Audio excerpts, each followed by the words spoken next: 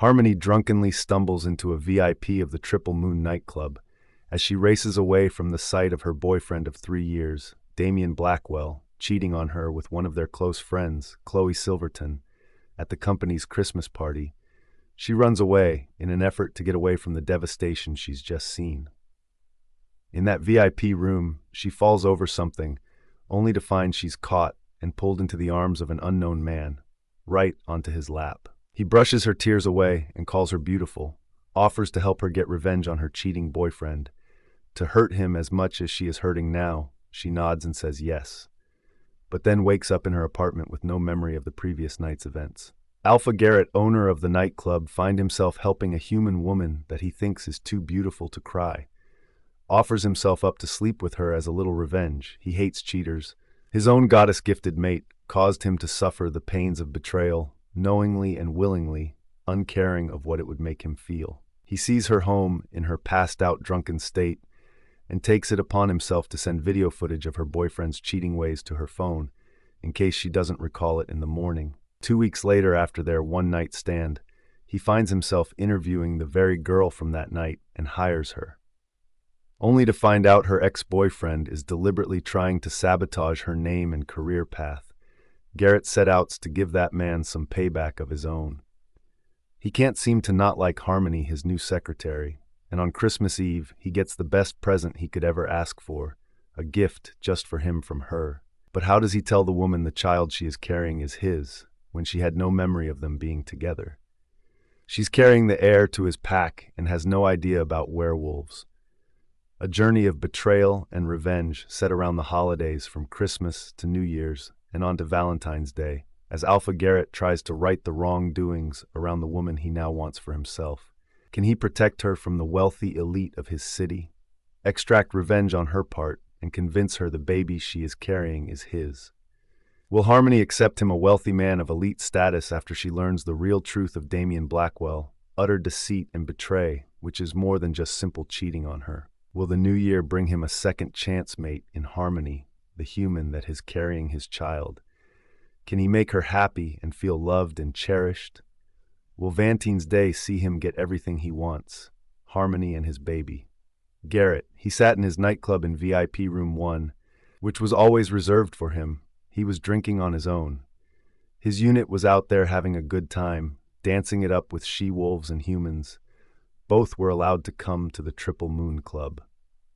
It was the season to be jolly, and there was a Christmas party from a big company in full swing out there. Garrett didn't mind that his wolves mingled with the humans, and his pack backed right onto this human city.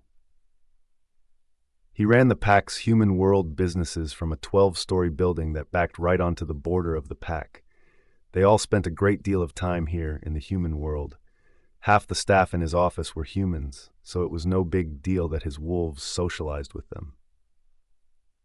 His glass was currently on the table before him, and he'd dimmed the lights to close his eyes and get some rest.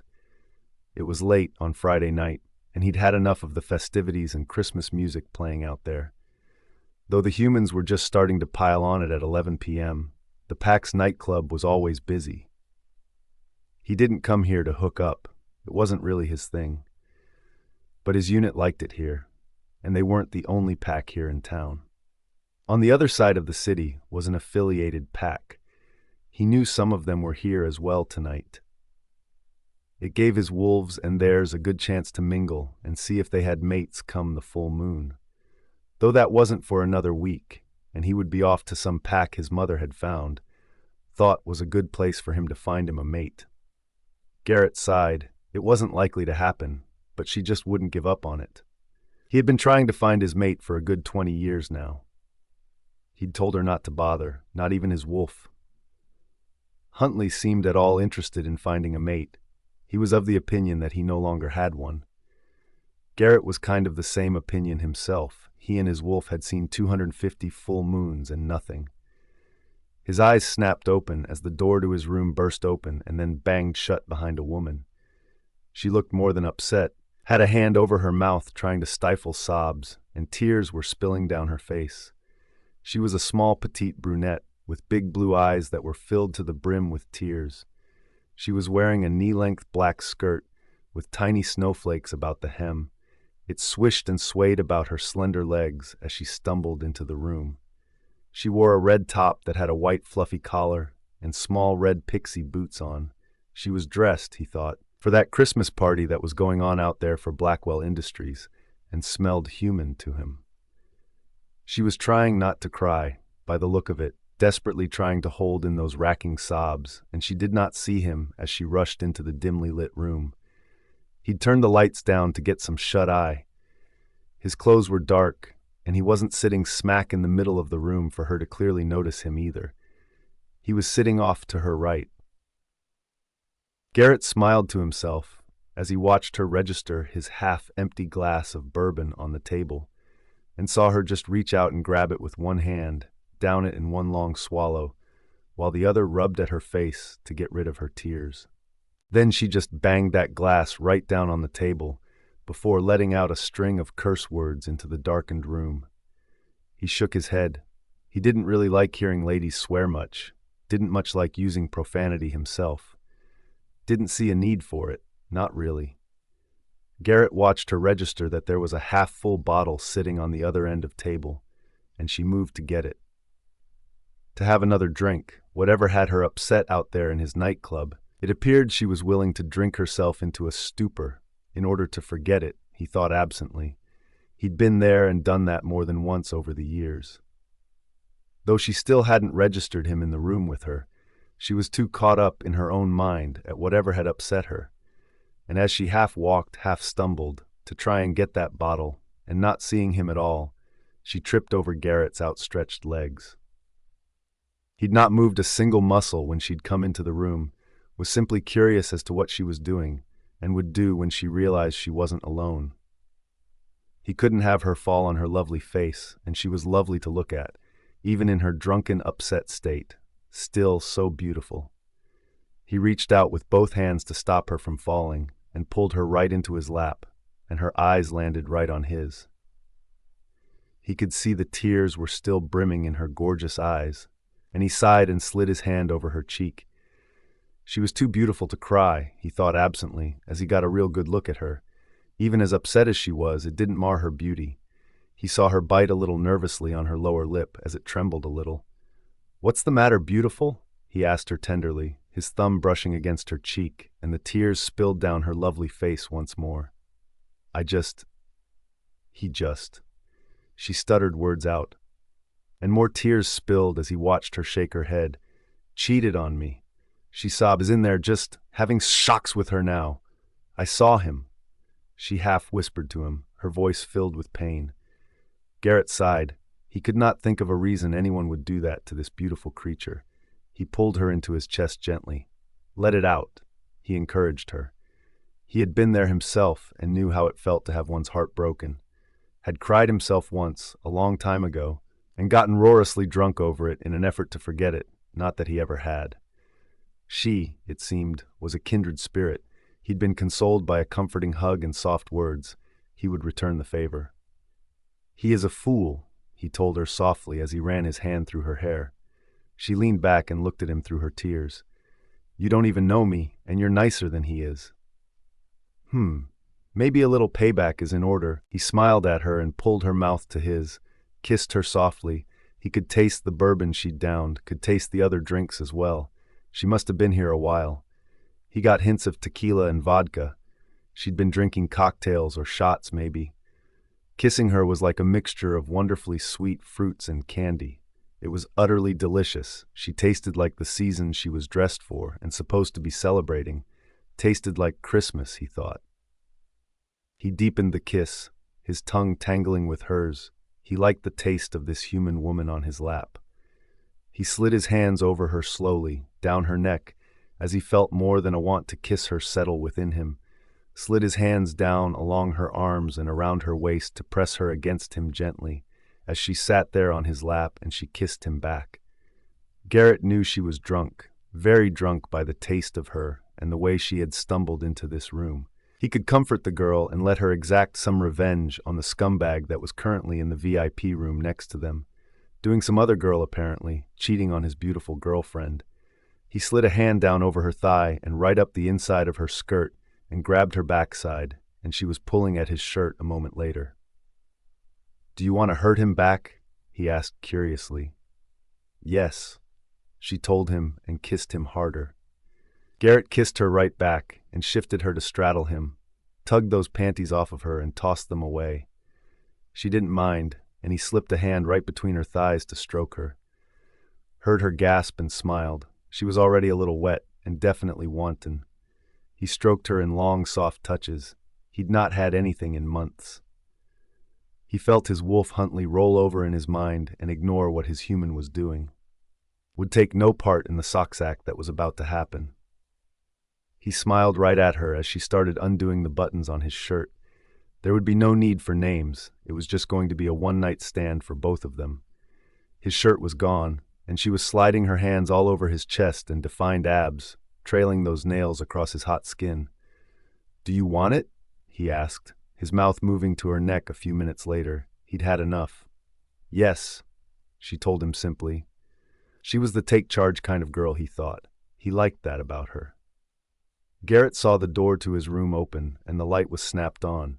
His eyes moved to a man who stopped and stared at the two of them. Well, the girl actually. And Garrett knew by instinct this was the dumb-ass human that was her cheating boyfriend. He looked more than angry at what he was seeing. Garrett smiled right at him as he pulled the girl right down on him, heard her cry of pleasure as he took her. She didn't even hesitate, took all of him. Garrett raised an eyebrow at the man, who turned and banged out of the room. This beautiful human woman was riding the hell out of him and was completely unaware of her boyfriend catching them in the act, lost to the act and pleasure she was deriving from him. He pulled her mouth back to his and kissed her once more, loved that sweet Christmassy taste, held on to her as she took him for herself. It felt damned good. She was leaned into him, her nails digging into him, and she was panting. "You didn't." "No," he told her simply but with a smile. "We're not done yet. I can go for hours." He murmured, and he could, enjoyed the company of a beautiful woman every now and again, and she was beautiful. "Hop up and turn over. I want more of you, beautiful." He murmured, and she actually chuckled softly. It made him smile right at her. She was going to let him have more of her. Then he smiled right down at her as he watched her relax and come down from her own high. Leaned down and kissed her softly, slowly, as he slipped from her body. Her hands slid off him as she sighed softly to herself. She sounded sleepy to him. He leaned back a little and looked at her. "Satisfied?" he asked with a bit of a smirk. She nodded, and he watched those beautiful blue eyes of hers close and chuckled softly to himself. He got up from the floor, looked down at her, closed her legs and fixed her skirt, then sat back on the couch to just look at her. She was all disheveled and sated, laying on the soft black rug in his VIP room. She looked good down there, he thought to himself. He'd helped her get revenge on her scumbag of a boyfriend, and they'd both fully enjoyed it. Garrett would never cheat on this beautiful creature if she was his. He'd devour her every chance he got. She'd walk on his arm and be spoiled rotten, cherished and adored. His eyes would never wander from her. She was still beautiful, even with her hair all messy as she lay there exhausted by him. He mind-linked to his beta, is that scumbag still out there? "You mean the human that is stalking around fuming out here, glaring at your room?" "Yeah, her ex, I believe." "Doesn't much look like the ex, is royally ticked off. Does he know you're in there with his girl?" "He does, but he cheated on her first. I was just helping her extract some revenge." Garrett chuckled. He heard Wyatt laugh down the mind link. "Good for her. You know these rooms aren't soundproofed, right?" "I do." He laughed himself now, and he was, right this minute, glad of it. That scumbag out there would have heard just how much she'd enjoyed having sex with him, and for how long. He doubted very much that a could make her chem like that, and so many times. Garrett got up and pulled his pants on, looked down at his human lover, sound asleep and contented on the floor for the moment. He liked that he had been able to sate her needs. He picked his shirt up and stepped around her to go deal with the jerk out there, who was going to make a scene in his nightclub. Only that man likely had no idea who he was dealing with. Garrett. Garrett stepped out of his VIP room as he pulled his dress shirt on, and he heard Wyatt snort with amusement.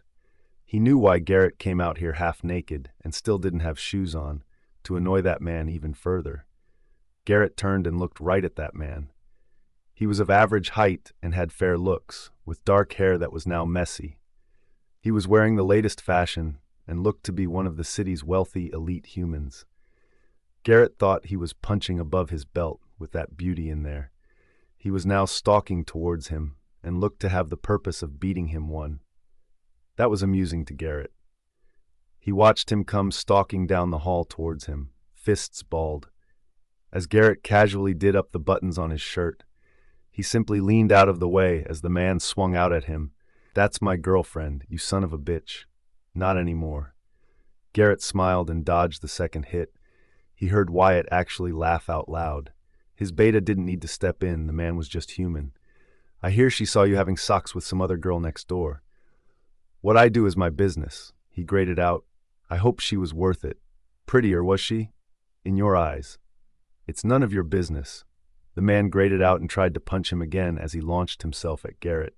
Garrett sidestepped him, and he stumbled past and put a foot into the man's back and watched him go sprawling on the ground on his face. Then he was yelling in anger as he got up, was all red-faced and fuming, launched himself at Garrett once more. He shot his hand out and snagged that man by the throat, slammed him up against the wall. "Enough, you have no idea who I am or who you're dealing with." He leaned right into him, an arm across the man's chest, put enough pressure on it to cause him pain and affect his breathing ability somewhat. "Wyatt, my friend," he addressed his beta, "let's just have a look at VIP Room 2's cameras, shall we? Let's see if his new girl was prettier than the lovely girl. I just got to comfort." Wyatt snorted. "I doubt it. I saw her briefly." Garrett raised an eyebrow at his beta, who chuckled. "Gotta lock your doors, boss." He shrugged. "Get off me, asshole." Garrett huffed. There was no need for profanity. "I'm the a-hole?" he asked, as his eyes moved right back to the man. "Watch your language. I own this club, and you're the one that was cheating, I believe. I'm currently single and happy to mingle. You, on the other hand, should have kept it in your pants. Then perhaps your girlfriend, ex-girlfriend from what I heard from her, who saw everything." "I got it, boss." Wyatt turned his phone around to show him the footage of that man doing a blonde girl. She wasn't all that pretty. He didn't think. "Now, why would you do that, girl? When have you got a perfect beauty attached to you already?" Garrett shook his head. He didn't understand. This man's girlfriend was a perfect 10. The girl in the video was maybe a 7 if she was lucky. "That's none of your business," he muttered, but his eyes wouldn't meet Garrett's anymore. "You own this place?" "It is now. And yes, I do." Garrett smiled at him. "Wyatt, have this piece of trash removed and banned from my club, along with that blonde as well. If she's still here. There's not supposed to be shocks in this club. Find out who he is and have him billed for the deep clean of the room as well." "Sure thing, boss." Wyatt nodded. "You had shocks in this club." The man grated. "It's my club, and I'll do as I please. You, on the other hand, would have been told the rules upon entry." "It was a rule. There was no shocks in this club, especially considering wolves got really rough sometimes, and they didn't need humans seeing that." VIP Room 1 was his and his unit's. No one else was allowed to use it. His unit were all mated as well, so it was only him that might break that rule, and he was the alpha, so could do as he pleased in his own club. It only took a couple of minutes before his Gamma, Ryan, and Delta Dallas to arrive and haul that man away. He stepped back into his VIP room and looked down at his lover for the night, half naked on the floor and still out cold. He shook his head, but a smile touched his lips. He'd exhausted her, or that, combined with the alcohol she'd already consumed, had knocked her out cold. Grab her purse and find out who she is and where she lives. Garrett stated as he found her top to put it back on her. Didn't worry about the underwear or bra. "Is one Miss Harmony Preston," Wyatt told him, waving her driver's license at him. Garrett smiled down at her. Harmony, he thought to himself, and sank down on the couch to pull his shoes on, looked at her the whole time. She had been more than good for him. One little human woman had taken all his needs and handled him well. Not often one found that, especially for such a tiny little thing. She was maybe 5'5" if she was lucky, and maybe 50 kilograms wringing wet if that, but had the curves of a goddess. a perfect hourglass figure. He had Wyatt pick her up. He couldn't be seen carrying a girl around. It would be all over the pack, and his mother would be on him in a second. Not that it was a full moon or anything, but she would want to ask him a million questions.